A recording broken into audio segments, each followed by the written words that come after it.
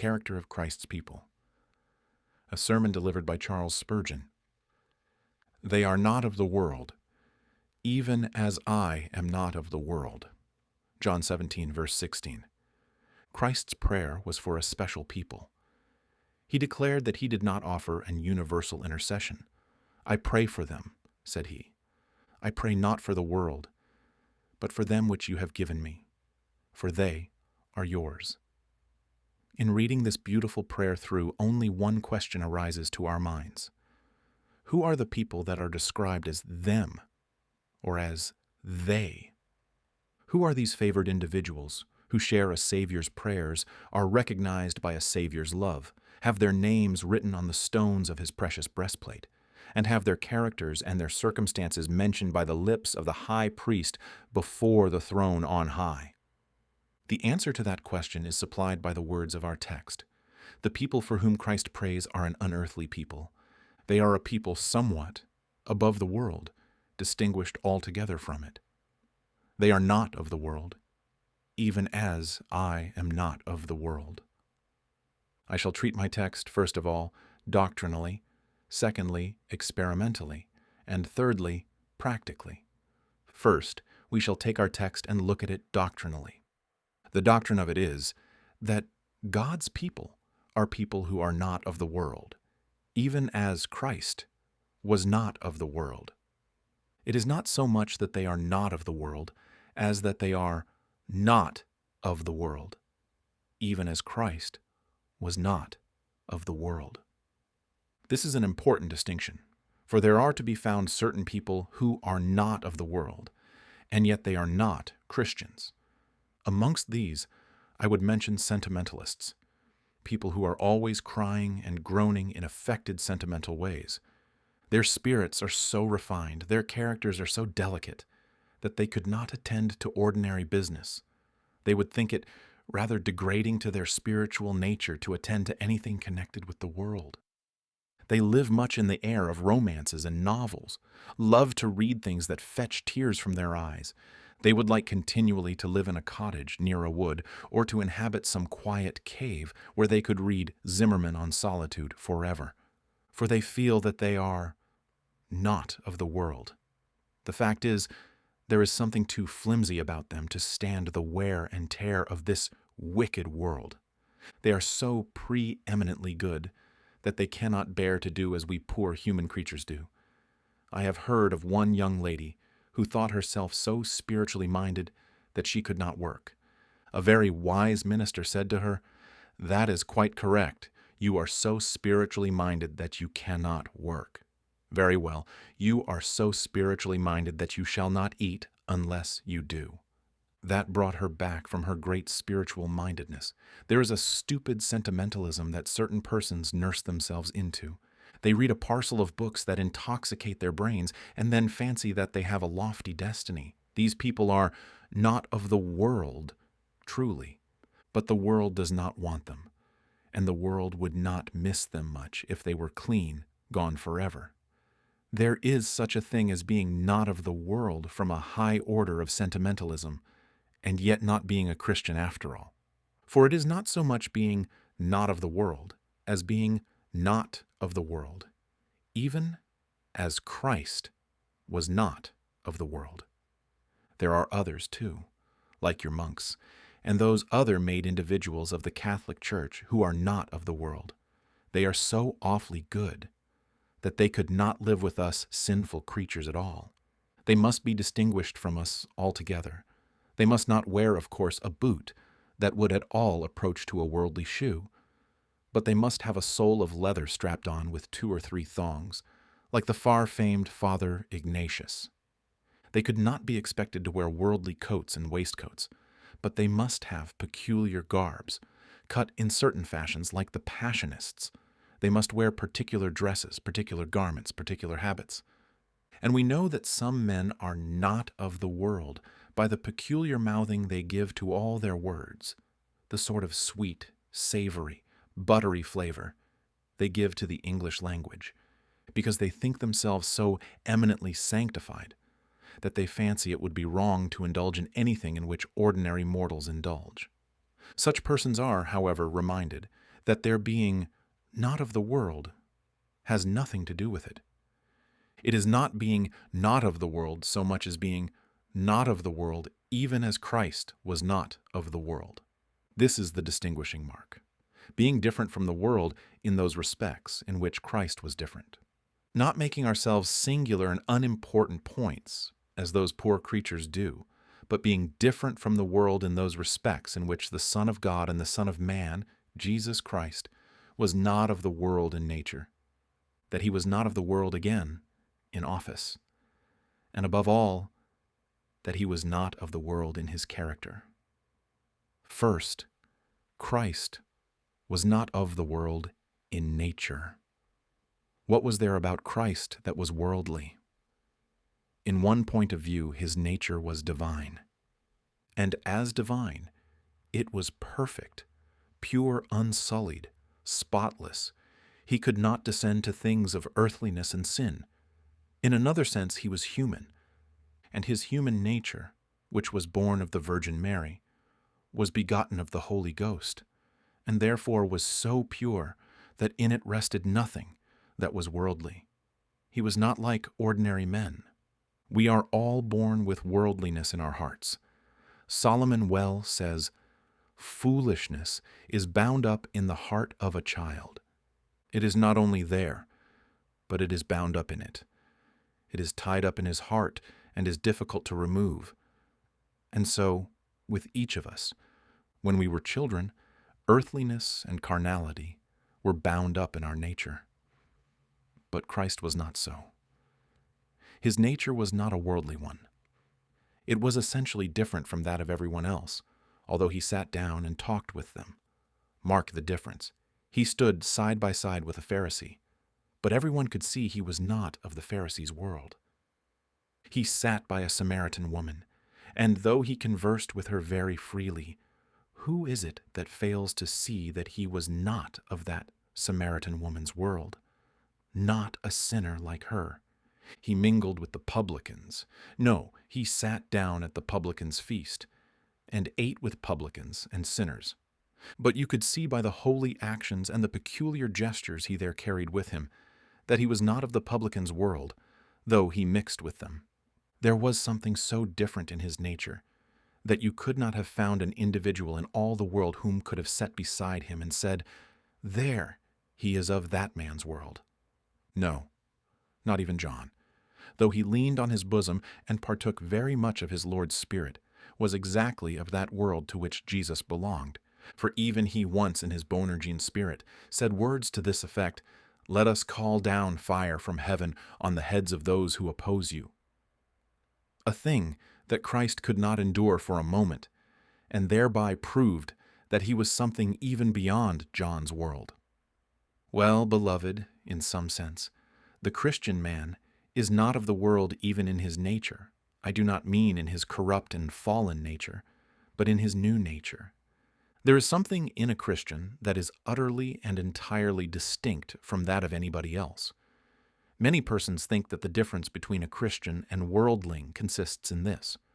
One goes to chapel twice on a Sabbath day. Another does not go but once, or perhaps not at all. One of them takes the sacrament, the other does not. One pays attention to holy things, the other pays very little attention to them.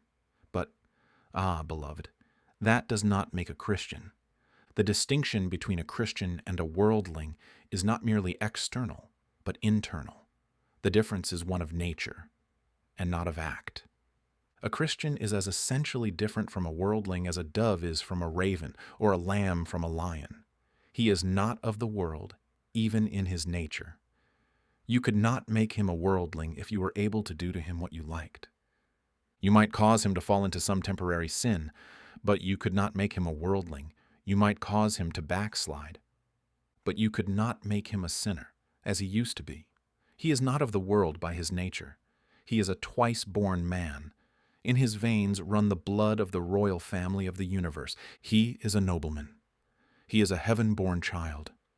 His freedom is not merely a bought one, but he has his liberty, his new-born nature. He is essentially and entirely different from the world. There are persons in this chapel now who are more totally distinct from one another than you can even conceive. I have some here who are intelligent, and some who are ignorant, some who are rich, and some who are poor. But I do not allude to those distinctions. They all melt away into nothing in that great distinction, dead or alive, spiritual or carnal, Christian or worldling.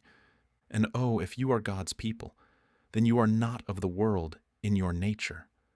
For you are not of the world, even as Christ was not of the world. Again, you are not of the world in your office. Christ's office had nothing to do with worldly things. Are you a king then? Yes, I am a king, but my kingdom is not of this world. Are you a priest? Yes, I am a priest, but my priesthood is not the priesthood which I shall soon lay aside, or which shall be discontinued as that of others has been. Are you a teacher? Yes. But my doctrines are not the doctrines of morality, doctrines that concern earthly dealings between man and man simply. My doctrine comes down from heaven. So Jesus Christ, we say, is not of the world. He had no office that could be termed a worldly one, and he had no aim which was in the least worldly. He did not seek his own applause, his own fame, his own honor. His very office was not of the world. And, O believer, what is your office? Have you none at all? Why, yes, man. You are a priest unto the Lord your God. Your office is to offer a sacrifice of prayer and praise each day. Ask a Christian what he is. Say to him, what is your official standing? What are you by office? Well, if he answers you properly, he will not say, I am a draper, or druggist, or anything of that sort. No, he will say, I am a priest unto my God. The office unto which I am called is to be the salt of the earth. I am a city set on a hill, a light that cannot be hid. That is my office. My office is not a worldly one. Whether yours be the office of the minister, or the deacon, or the church member, you are not of this world in your office, even as Christ was not of the world. Your occupation is not a worldly one. Again, you are not of the world in your character. For that is the chief point in which Christ was not of the world. And now, brethren, I shall have to turn somewhat from doctrine to practice before I get rightly to this part of the subject. For I must reprove many of the Lord's people, that they do not sufficiently manifest that they are not of the world in character, even as Christ was not of the world. Oh, how many of you there are, who will assemble around the table at the supper of your Lord, who do not live like your Savior. How many of you there are who join our church and walk with us, and yet are not worthy of your high calling and profession. Mark you the churches all around, and let your eyes run with tears when you remember that of many of their members it cannot be said, Ye are not of this world, for they are of the world. O my hearers, I fear many of you are worldly, carnal, and covetous, and yet you join the churches and stand well with God's people by a hypocritical profession. O you whitewashed sepulchres, you would deceive even the very elect. You make clean the outside of the cup and platter, but your inward part is very wickedness. Oh, that a thundering voice might speak this to your ears. Those whom Christ loves are not of the world, but you are of the world. Therefore you cannot be his, even though you profess so to be. For those that love him are not such as you. Look at Jesus' character. How different from every other man's, pure, perfect, spotless. Even such should be the life of the believer. I plead not for the possibility of sinless conduct in Christians, but I must hold that grace makes men to differ, and that God's people will be very different from other kinds of people. A servant of God will be a God's man everywhere. As a chemist, he could not indulge in any tricks that such men might play with their drugs. As a grocer, if indeed it be not a phantom that such things are done, he could not mix sloe leaves with tea or red lead in the pepper. If he practiced any other kind of business, he could not for a moment condescend to the little petty shifts called methods of business. To him it is nothing what is called business. It is what is called God's law. He feels that he is not of the world. Consequently, he goes against its fashions and its maxims. A singular story is told of a certain Quaker. One day he was bathing in the Thames, and a waterman called out to him, "Ha, there goes the Quaker." "How do you know I'm a Quaker?" "Because you swim against the stream. It is the way the Quakers always do. That is the way Christians always ought to do, to swim against the stream. The Lord's people should not go along with the rest in their worldliness. Their characters should be visibly different. You should be such men that your fellows can recognize you without any difficulty and say, 'Such a man is a Christian.' Ah, beloved, it would puzzle the angel Gabriel himself to tell whether some of you are Christians or not, if he were sent down to the world to pick out the righteous from the wicked. None but God could do it, for in these days of worldly religion they are so much alike.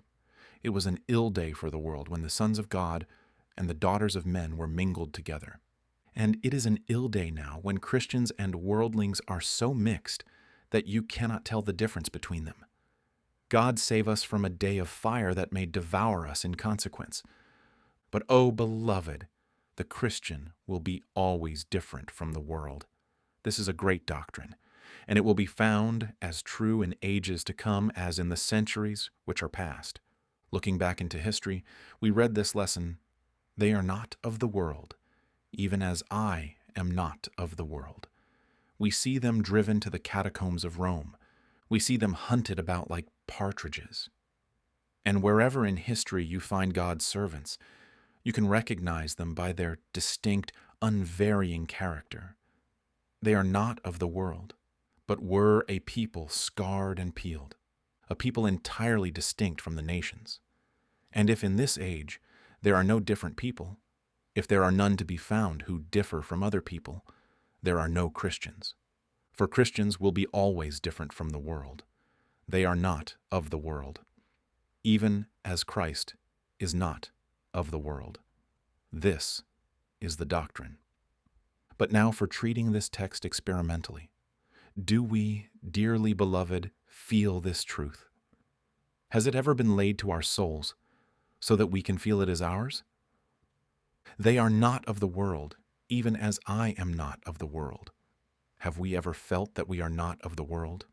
Perhaps there is a believer sitting in a pew tonight who says, "Well, sir, I can't say that I feel as if I was not of the world, for I have just come from my shop, and worldliness is still hanging about me." Another says, "I have been in trouble, and my mind is very much harassed. I can't feel that I am different from the world. I am afraid that I am of the world." But, beloved, we must not judge ourselves rashly, because just at this moment we discern not the spot of God's children. Let me tell you, there are always certain testing moments when you can tell of what kind of stuff a man is made. Two men are walking. Part of the way their road lies side by side. How do you tell which man is going to the right and which to the left? Why, when they come to the turning point. Now, tonight is not a turning point, for you are sitting with worldly people here. But at other times, we may distinguish. Let me tell you one or two turning points when every Christian will feel that he is not of the world. One is when he gets into very deep trouble. I do believe and protest that we never feel so unearthly as when we get plunged down into trouble. Ah, when some creature comfort has been swept away, when some precious blessing has withered in our sight, like the fair lily snapped at the stalk. When some mercy has been withered, like Jonah's gourd in the night, then it is that the Christian feels, "I am not of the world." His cloak is torn from him, and the cold wind whistles almost through him. And then he says, "I am a stranger in the world, as all my fathers were. Lord, you have been my dwelling place in all generations. You have had at times deep sorrows. Thank God for them. They are testing moments. When the furnace is hot, it is then that the gold is tried best. Have you felt at such a time that you were not of the world? Or have you rather sat down and said, "Oh, I do not deserve this trouble"? Did you break under it? Did you bow down before it and let it crush you while you cursed your Maker? Or did your spirit, even under its load, still lift itself unto him, like a man all dislocated on the battlefield, whose limbs are cut away, but who still lifts himself up as best he can, and looks over the field to see if there be a friend approaching. Did you do so? Or did you lie down in desperation and despair? If you did that, methinks you are no Christian. But if there was a rising up, it was a testing moment, and it proved that you were not of the world, because you could master affliction, because you could tread it underfoot and say, when all created streams are dry, his goodness is the same. With this I well am satisfied, and glory in his name. But another testing moment is prosperity. Oh, there have been some of God's people who have been more tried by prosperity than by adversity. Of the two trials, the trial of adversity is less severe to the spiritual man than that of prosperity. As the fining pot for silver, so is a man to his praise. It is a terrible thing to be prosperous. You had need to pray to God, not only to help you in your troubles, but to help you in your blessings. Mr. Whitfield once had a petition to put up for a young man who had... Stop. You will think it was for a young man who had lost his father or his property. No. The prayers of the congregation are he has need of much grace to keep him humble in the midst of riches. That is the kind of prayer that ought to be put up, for prosperity is a hard thing to bear. Now, perhaps you have become almost intoxicated with worldly delights. Even as a Christian, everything goes well with you. You have loved, and you are loved. Your affairs are prosperous. Your heart rejoices. Your eyes sparkle. You tread the earth with a happy soul and a joyous countenance. You are a happy man, for you have found that even in worldly things, godliness with contentment is great gain. Did you ever feel, these can never satisfy? Give me Christ, or else I die. Did you feel that these comforts were nothing but the leaves of the tree and not the fruit, and that you could not live upon mere leaves? Did you feel they were, after all, nothing but husks? Or did you not sit down and say, now, soul, take your ease. You have goods laid up for many years. Eat, drink, and be merry. If you did imitate the rich fool, then you were of the world. But if your spirit went up above your prosperity so that you still lived near to God, then you proved that you were a child of God, for you were not of the world. These are testing points, both prosperity and adversity. Again, you may test yourselves in this way in solitude and in company. In solitude, you may tell whether you are not of the world. I sit me down, throw the window up, look out on the stars, and think of them as the eyes of God, looking down upon me. And oh, does it not seem glorious at times to consider the heavens when we can say, ah, beyond those stars in my house not made with hands. Those stars are milestones on the road to glory, and I shall soon tread the glittering way, or be carried by seraphs far beyond them, and be there. Have you felt in solitude that you are not of the world? And so again in company. Ah, beloved, believe me, company is one of the best tests for a Christian. You are invited to an evening party. Sundry amusements are provided, which are not considered exactly sinful, but which certainly cannot come under the name of pious amusements. You sit there with the rest. There is a deal of idle chat going on. You would be thought puritanical to protest against it. Have you not come away? And notwithstanding all has been very pleasant, and friends have been very agreeable. Have you not been inclined to say, ah, that does not do for me. I would rather be in a prayer meeting. I could be with the people of God than in fine rooms with all the dainties and delicacies that could be provided without the company of Jesus. By God's grace, I will seek to shun all these places as much as possible. That is a good test. You will prove in this way that you are not of the world. And you may do so in great many other ways. which I have no time to mention. Have you felt this experimentally, so that you can say, I know that I am not of the world. I feel it. I experience it. Don't talk of doctrine. Give me doctrine ground into experience. Doctrine is good, but experience is better. Experimental doctrine is the true doctrine, which comforts and which edifies. And now, lastly, we must briefly apply this in practice. They are not of the world, even as I am not of the world. And first, allow me, man or woman, to apply this to you. You who are of the world, whose maxims, whose habits, whose behavior, whose feelings, whose everything is worldly and carnal, list you to this. Perhaps you make some profession of religion. Hear me then. Your boasting of religion is empty as a phantom, and shall pass away when the sun rises, as the ghosts sleep in their grave at the crowing of the cock. You have some pleasure in that professional religion of yours, wherewith you are arrayed, and which you carry about you as a cloak, and use as a stalking horse to your business, and a net to catch the honor of the world. And yet you are worldly, like other men. Then I tell you, if there be no distinction between yourself and the worldly, the doom of the worldly shall be your doom. If you were marked and watched, your next-door tradesman would act as you do, and you act as he does. There is no distinction between you and the world. Hear me then. It is God's solemn truth. You are none of his. If you are like the rest of the world, you are of the world. You are a goat, and with goats you shall be cursed. For the sheep can always be distinguished from the goats by their appearance. O you worldly men of the world, you carnal professors, you who crowd our churches and fill our places of worship, this is God's truth. Let me say it solemnly. If I should say it as I ought, it would be weeping tears of blood.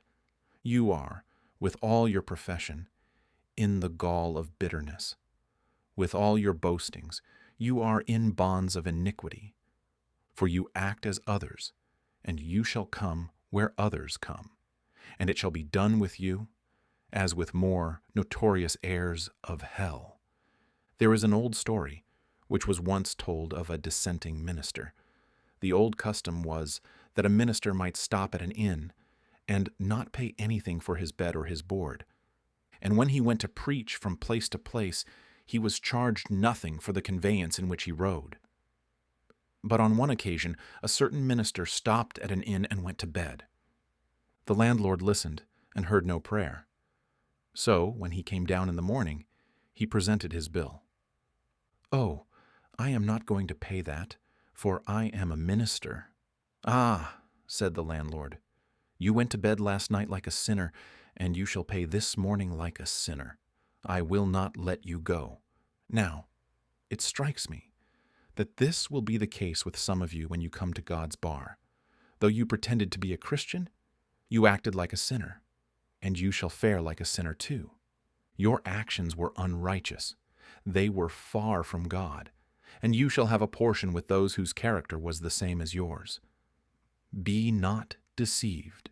It is easy to be so. God is not mocked, though we often are, both minister and people. God is not mocked.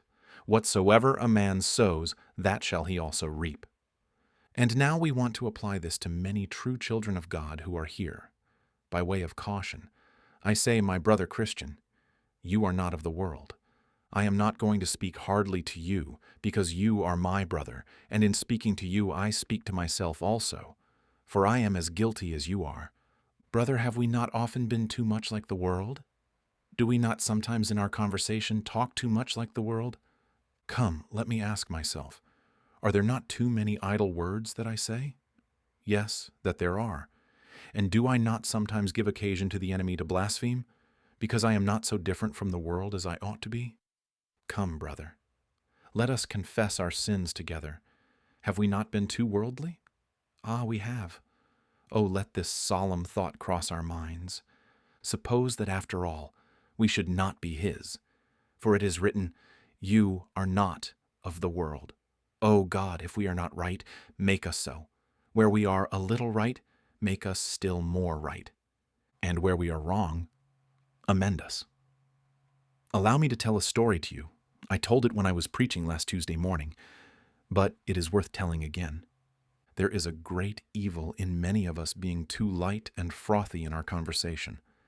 A very solemn thing once happened. A minister had been preaching in a country village, very earnestly and fervently. In the midst of his congregation, there was a young man who was deeply impressed with a sense of sin under the sermon.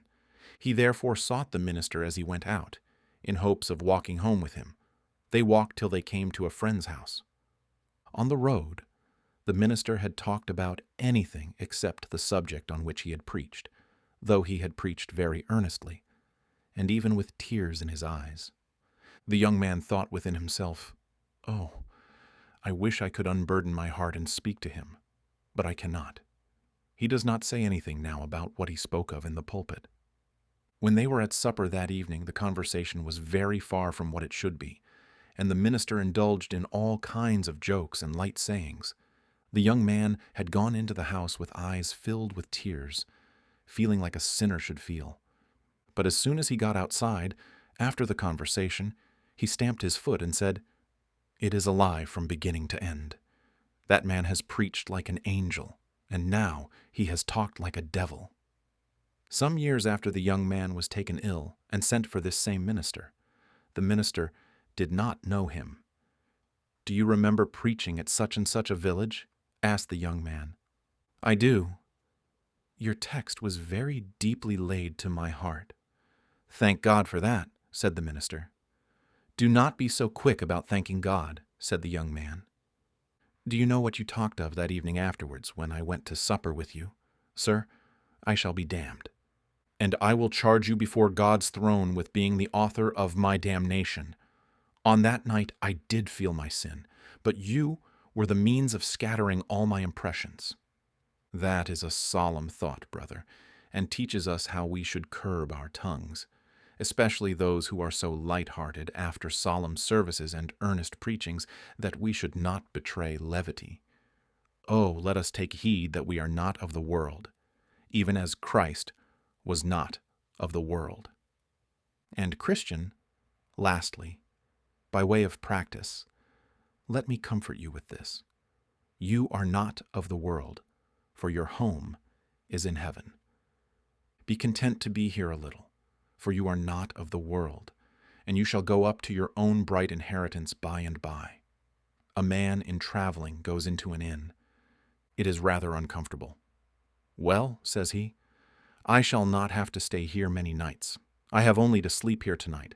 I shall be at home in the morning, so that I don't care much about one night's lodging being a little uncomfortable." So, Christian, this world is never a very comfortable one.